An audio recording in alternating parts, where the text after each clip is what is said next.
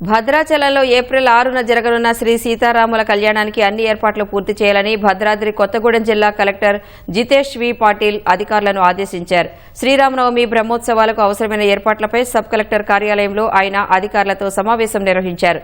శ్రీరామనవమి రోజు స్వామివారి కళ్యాణాన్ని చూసేందుకు అధిక సంఖ్యలో భక్తులు వచ్చే అవకాశం ఉందని, వారికి అవసరమైన సౌకర్యాల కోసం అన్ని శాఖల అధికారులు సమన్వయంతో పనిచేయాలని సూచించారు. పోలీస్ శాఖ భారీ బందోబస్తు ఏర్పాటు చేసి రక్షణ చర్యలు పకడ్బందీగా అమలు చేయాలని కలెక్టర్ వెల్లడించారు. ఏమేమి సౌకర్యాలు జనాల కోసం ఏర్పాటు చేయాల్సిన అవసరం ఉన్నాయి ఆ విషయాల మీద చర్చ చేయడం.